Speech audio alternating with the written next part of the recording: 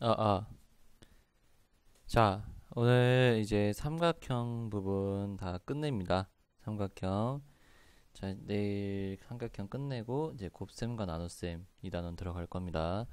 자, 지금 이 그림에 보이는 삼각형을 각의 크기에 따라 분류해 보는 겁니다.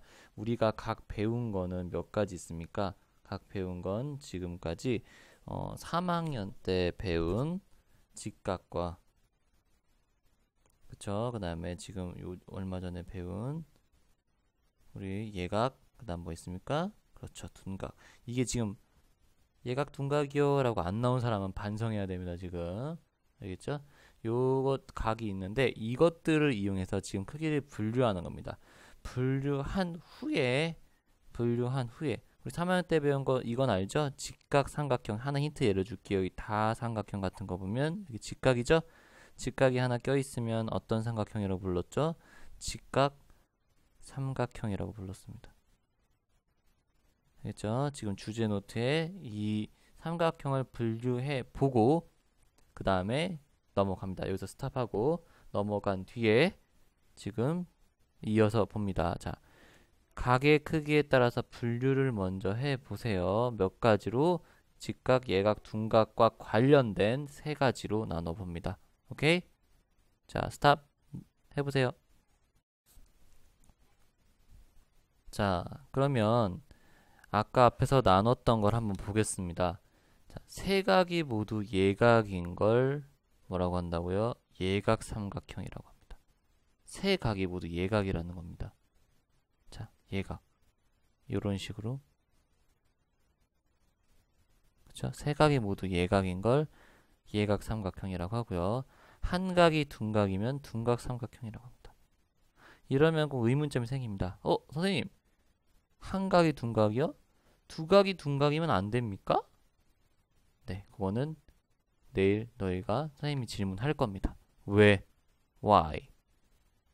왜 두 각이 둔각이면 안 되는가? 둔각이면 될 수도 있습니다. 근데 여기 굳이 한 각이 둔각인 삼각형을 둔각 삼각형이라고 합니다. 라고 약속한 이유가 있겠죠.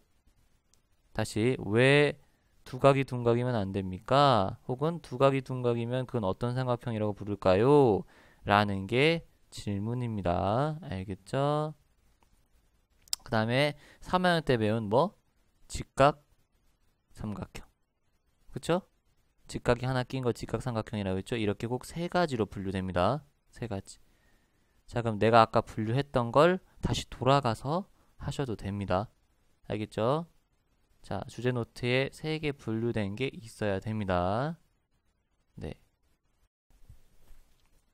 자, 그렇게 되면 이 다음 거 한번 볼게요. 이번에는 각 말고 변의 길이에 따라서 분류를 해 볼 겁니다. 변의 길이에 따라서.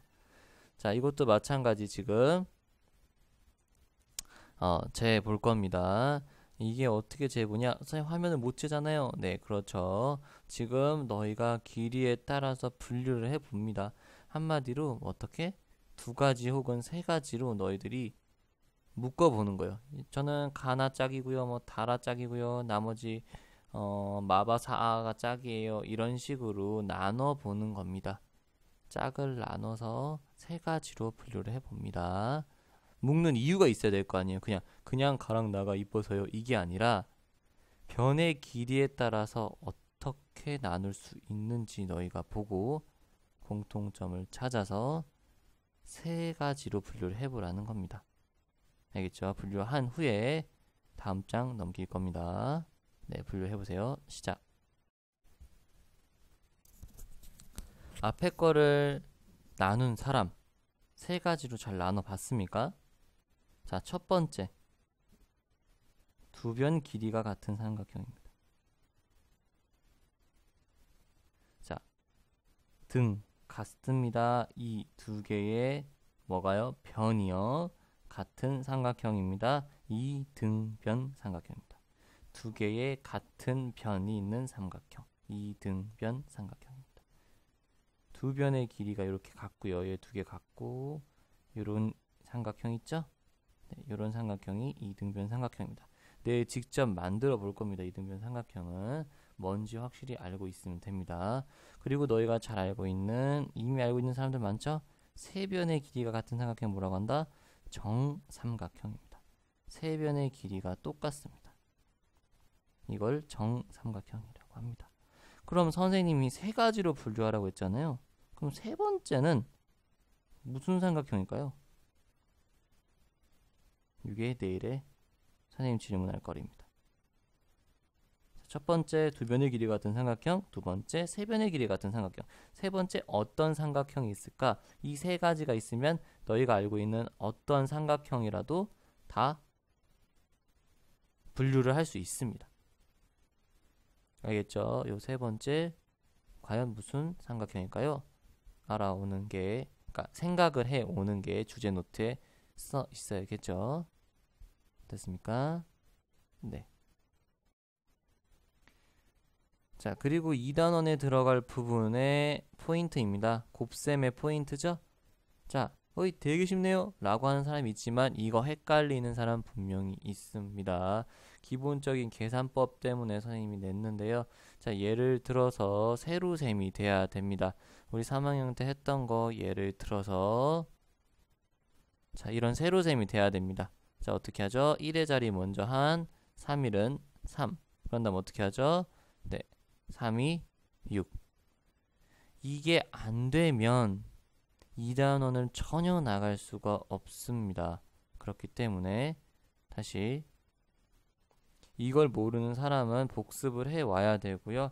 모르겠으면 내일 선생님한테 저 이 곱셈 어렵습니다 라고 해서 이걸 확실하게 한 후에 2단원을 들어가야 됩니다. 곱셈과 나눗셈.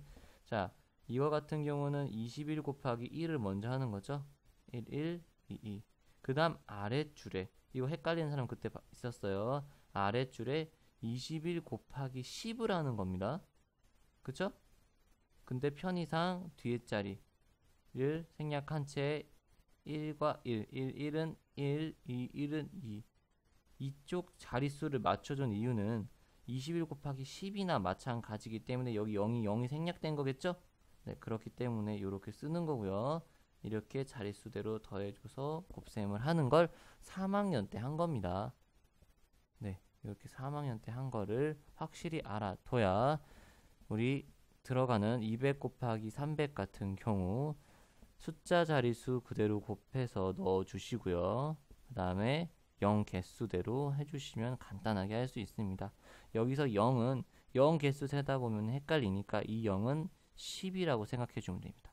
계속 10배, 10배, 10배 해주는 겁니다.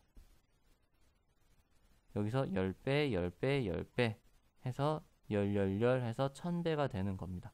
이런 식으로 되는 거니까 선생님이 말한 요 부분을 모른다면 내가 복습을 해 오고요. 그래도 이해가 안 간다, 제가 느려요, 이런 사람은 선생님한테 필히 숙제를 내달라고 하고 나서 2단원 들어가야 된다는 걸 잊지 말아주시기 바랍니다. 주제노트 핑계대고 안 써오지 말고 씁니다. 알겠죠? 네, 오케이, 내일 보겠습니다.